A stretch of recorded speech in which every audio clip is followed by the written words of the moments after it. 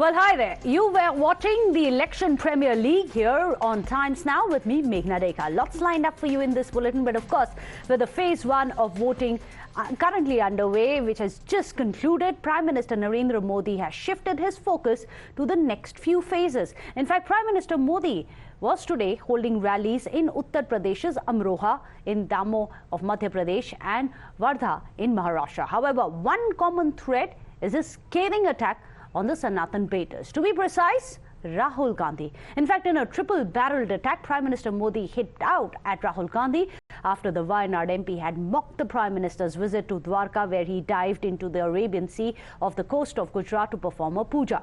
The Prime Minister said that Congress's Shehzada has mocked the puja at this holy site for vote bank politics. He also took on SP's Ram Gopal Yadav, who linked prayers to Pakhand, saying that Ram Bhaks are not Pakhands. Remember, Rahul was asked at a press conference just yesterday as to why he deserted Uttar Pradesh and left for Kerala. To this, Rahul Gandhi had replied, asked Prime Minister Modi as to why he left Gujarat for Uttar Pradesh. To this, today, Prime Minister Modi has countered by saying that he may be born in Gujarat but has been embraced by Uttar Pradesh. Listen in to this multi-pronged offensive by the Prime Minister. अब मैं द्वारिका गया, सारे जो archaeology वालों ने उन्होंने खोज के निकाला है कि समंदर के नीचे मूल द्वारिका है, लेकिन कांग्रेस के साहजादे कहते हैं कि समंदर के नीचे पूजा करने योग्य कुछ है ही नहीं। अब भगवान श्री कृष्ण यहां से निकल करके गुजरात गए थे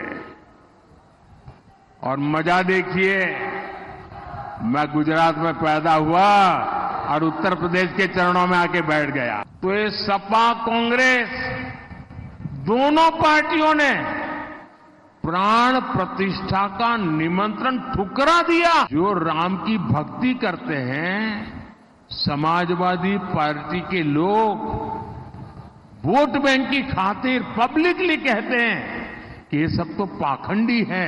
यूपी में एक बार फिर दो शाहजादों की जोड़ी, उनकी फिल्म का शूटिंग चल रहा है आजकल, और ये दो शाहजादों की फिल्म का पहले ही रिजेक्शन हो चुका है और तुष्टीकरण की टोकरी उठाकर यूपी की जनता से वोट मांगने निकल पड़ते हैं। Well, let's remind you once again, viewers, here's what Rahul Gandhi had said on Wednesday during a joint press conference with Akhilesh Yadav on the prayers which were performed by the Prime Minister underwater. मगर BJP 24 घंटा distraction करने में लगी रहती है। कभी प्रधानमंत्री समुद्र के नीचे चले जाते हैं, कभी आसमान में सी प्लेन पे चले जाते हैं, मगर जो मुद्दे हैं उनके बारे में ना प्रधानमंत्री ना बीजेपी बात करती है। Well, remember, this attack from the Prime Minister comes just days after these comments from the Samajwadi Party MP Ram Gopal Yadav, where he linked prayers for Ram to Pakhand. Listen in. एक राम मंदिर नहीं, हजारों राम मंदिर इस देश में हैं already, और इसमें तो उन्होंने सब अधूरा प्राण प्रतिष्ठा वगैरह की है। सारे जगतगुरु शंकराचार्य उसके विरोध में थे। ये ठीक नहीं, अशुभ हुआ है और ये इनके लिए वो घातक होगा। भगवान राम को दंड दे। साहब, आप लोग भी जो है आपके उद्बोधनों में सुना है कि भगवान राम को काफ़ी मानते थे, तो आज के दिन कोई पूजा पाठ या घर में कुछ रहता है किस तरीके से? जो पहले होते रही, मैंने कभी किसी की पूजा नहीं की। मैं तो भगवान का नाम लेता हूँ, मैं असली भक्त हूँ भगवान। मैं दिखावा नहीं कर रहा हूँ, मैं पाखंडी नहीं हूँ। पाखंडी लोग ये सब कर रहे हैं। That, of course, was a quick reminder of the statements to which the Prime Minister today gave a very scathing response to. But what will be the impact of that on the ground? Well, let's go across to our panelists. Joining us today on the show, Neha Joshi, BJP spokesperson. Kapil Srivastava is also joining us, Samajwadi Party spokesperson. Kapil Srivastava ji, I'm going to come to you first. ये बड़ा interesting सा जो ये face off हमको दिख रहा है सनातन के ऊपर, the kind of baiting that we have seen from SP और उसका जो आज Prime Minister ने भी बात की है, But what's interesting in all of this is that distraction कौन कर रहा है एक्चुअल मुद्दे से, क्योंकि ये एक चीज है जो प्राइम मिनिस्टर बोलता है समाजवादी के पार्टी के बारे में, बोलता है कि वो एंटी सनातन है, और वही बात अब अखिलेश यादव भी करते हैं प्राइम मिनिस्टर मोदी के खिलाफ। तो एक्चुअल डिस्ट्रैक्शन कर कौन रहा है? प्रधानमंत्री जी कर रहे हैं। देश की बागडोर उनके पास है। देश के लिए काम करने के लिए उनको समय दिया है जनता ने, और वो जनता का काम करने की बजाय उल जुलूल चीजों पर ले जाते हैं। आप समुद्र के अंदर तो जा रहे हैं, बहुत अच्छी बात है, बिल्कुल जाइए, ऊपर भी जाइए, लेकिन बेरोजगारी पे आप क्यों नहीं बात कर रहे? आप महंगाई पर क्यों नहीं बात कर रहे हैं? आप अपने उन वायदों पे क्यों नहीं बात कर रहे हैं? 2014-2019 का जो आपका संकल्प पत्र था कि आपने 20 करोड़ लोगों को कहां पर सरकारी नौकरी और रोजगार दे दिया, आपने डबल डिजिट की महंगाई को कैसे कम कर दिया, आपने कब काला धन ला दिया? आप तो गंगा मैया के पुत्र बने थे, गंगा मंत्रालय बनाया आपने गंगा जी को साफ करने के लिए। तो गंगा जी तो साफ नहीं हुई, गंगा जी का मंत्रालय साफ हो गया। ये है मोदी जी की गारंटी की गारंटी। मगर तो अखिलेश और राहुल की गारंटी का क्या? आफ्टर ऑल 2019 में उनका भी तो गारंटी, उनका भी तो फिल्म, जैसे प्राइम मिनिस्टर जी बोल रहे हैं, उनका भी तो फिल्म फ्लॉप हो चुका था। तो आपको बार बार कह रहा हूं, जनता ने जिनको चुना आप उनसे ना जवाबदेही मांगेंगे। उनको नहीं तो चुना ना जनता से, तो आपको यही पूछ रहे हैं कि क्यों? 55 साल तक तो इनको भी नहीं चुना। अच्छा। और पिछले 2004 से 2014 तक इनको नहीं चुना, जब इंडिया शाइनिंग हो रहा था, याद कीजिए। और हमने समझ में आता है कि अटल बिहारी वाजपेयी बड़ा लीडर कोई भारतीय जनता पार्टी में पैदा हुआ तो बता दीजिए, आडवाणी जी से बड़ा लीडर कोई पैदा हुआ तो बता दीजिए। तो इंडिया शाइनिंग की तो सपा 1990 का बीजेपी है। मैं तो आपको बार बार कह रहा हूं कि भारतीय जनता पार्टी अपने 14 और 19 के संकल्प पत्र पर बात करना कितना ही चाहती है। अभी आप जब बात करेंगी तो ये इधर उधर की उल जुलूल बातें करेंगी। ये जो है जनता के मुद्दों को नहीं उठाएंगी साहब, ये आस्था के मुद्दों को कुरेदेंगी, जो व्यक्तिगत चीजें हैं, चाहे हम करें या और आस्था की बात नहीं करना चाहिए। नहीं, आस्था की बात घर पे कीजिए, अपनी जगह पे बैठ के कीजिए। नेहा जोशी, इधर उधर की बात प्लीज मत कीजिए। नेहा जोशी, डायरेक्ट अटैक है कि आप इधर उधर की बातें करते हैं, आस्था की बातें करते हैं, मगर जो मुद्दे की बात है, you don't come to that. Neha Joshi. Thank you, Meghna. Very good evening to everyone. Meghna, you know, if we start talking about our Sankalp Patra, चाहे वो 2014 का हो या 19 का हो, you know, I will start with the promise to deliver cooking gas to every household, with the promise to deliver pipe drinking water to every household, with the promise to deliver pakka houses to crores and crores of people, bank accounts, social security, Ayushman Yojana.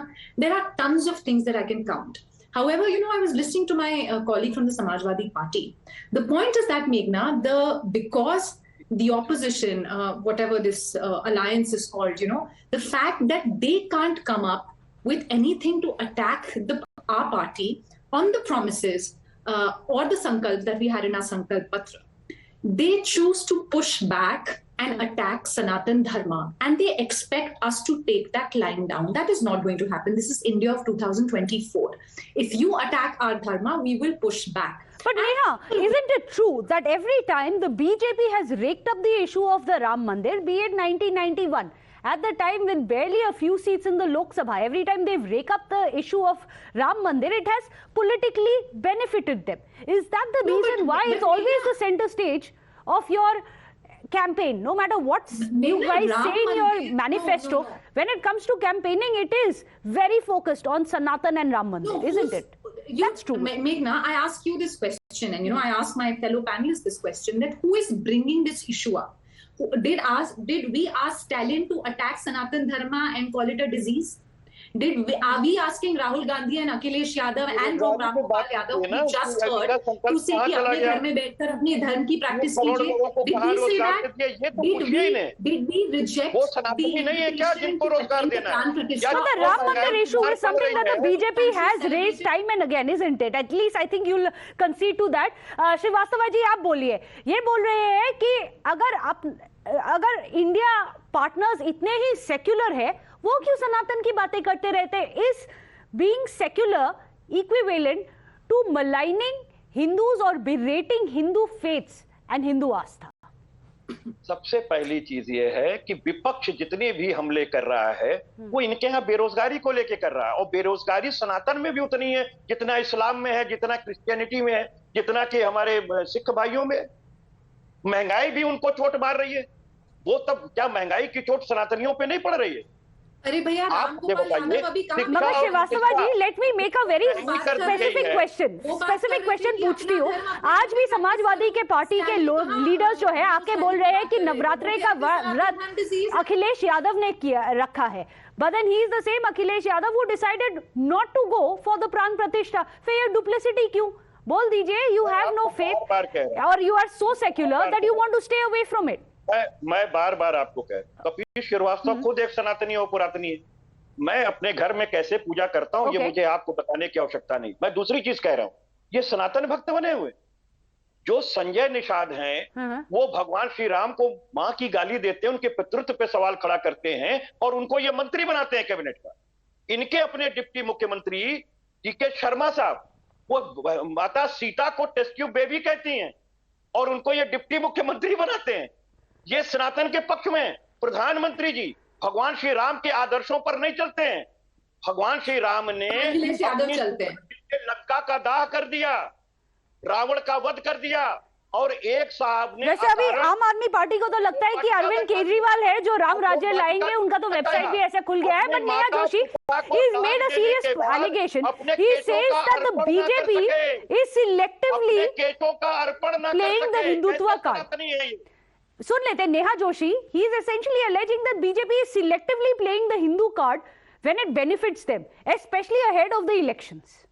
Meghna, please tell me, since the inception of our party, when have we not been unapologetically pro-Hindutva?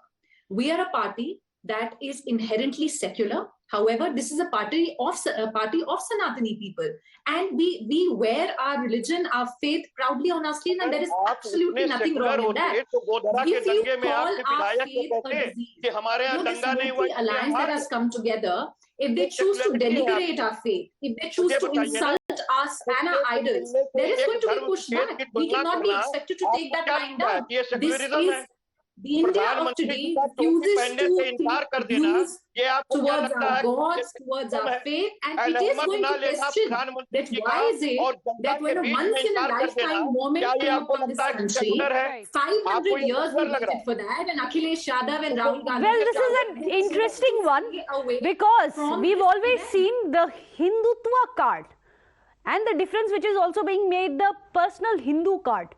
Politically, what does it really mean? Is it restricted to our personal spaces, or is it also now spreading across to the political realm? We'll have to wait and see the interplay of the two of them. But thank you so much, Neha Joshi, for joining us, as well as Mr. Srivastava. It's a pleasure to have you on the show. With that, we are slipping into a short break. Don't go anywhere.